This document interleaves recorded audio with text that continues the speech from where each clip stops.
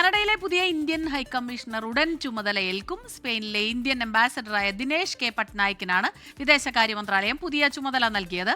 1990 batch IFS ഉദ്യോഗസ്ഥനായ പട്നായിക്കിലൂടെ India Canada അസ്വാരസ്യങ്ങളുടെ മഞ്ഞ് ഉരുകുകയാണോ? റിപ്പോർട്ടിലേക്ക്. 2023 ജൂൺ 18-നാണ് കനേഡിയൻ പൗരനും ഖലിസ്ഥാൻവാദിയുമായ ഹർദീപ് സിംഗ് നിജ്ജാർ കാനഡയിലെ ഗുരുനാനാക്ക് ഗുരുദ്വാറിന്റെ പാർക്കിംഗിൽ വെച്ച് വെടിയേറ്റ് മരിക്കുന്നത്. കൊലപാതകത്തിനു പിന്നിൽ ഇന്ത്യക്ക് പങ്കുണ്ടെന്ന ആരോപണവുമായി അന്നത്തെ കനേഡിയൻ പ്രധാനമന്ത്രി ജസ്റ്റിൻ ട്രൂഡോ തന്നെ രംഗത്തെത്തി. ആരോപണങ്ങൾ ഇന്ത്യൻ വിദേശകാര്യ മന്ത്രാലയം അന്നുതന്നെ തള്ളിയിരുന്നു. ശേഷം ഇന്ത്യയും കാനഡയും തമ്മിൽ നയതന്ത്ര പോരാട്ടം തന്നെ ആരംഭിച്ചു. ജസ്റ്റിൻ ട്രൂഡോ വേഴ്സസ് നരേന്ദ്രമോദി എന്ന നിലയിലേക്ക് തർക്കം മാറി.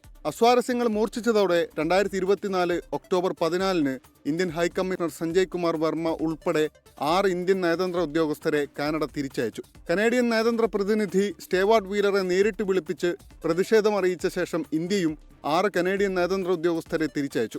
കൊലപാതകത്തിൽ ഇന്ത്യൻ നയതന്ത്ര ഉദ്യോഗസ്ഥർക്കും പങ്കുണ്ടെന്ന വാദവുമായി കാനഡ ഇതിനോടകം രംഗത്തെത്തിയിരുന്നു. പിന്നീട് ഇന്ത്യ മുഴുവൻ നയതന്ത്ര ഉദ്യോഗസ്ഥരെയും തിരിച്ചു വിളിച്ചു. കുറച്ചുകാലത്തേക്ക് ഇരു രാജ്യങ്ങളും നിശബ്ദമായിരുന്നു. 2025 ഏപ്രിലിലാണ് കാനഡയിൽ പൊതുതെരഞ്ഞെടുപ്പ് നടക്കുന്നത്. മാർച്ച് 14-ന് കാനഡയുടെ പുതിയ പ്രധാനമന്ത്രിയായി മാർക്ക് കാർനെ ചുമതലയേറ്റു. ഇതിനു പിന്നാലെയാണ് ഇപ്പോൾ ഇന്ത്യ പുതിയ ഹൈക്കമ്മീഷണറെ നിയമിക്കുന്നത്. ഇന്ത്യ കാനഡ നയതന്ത്ര ബന്ധത്തിൽ ഇനി എന്ത് മാറ്റമാണ് ഉണ്ടാവുക എന്നാണ് കണ്ടറിയേണ്ടത്. Research desk 24.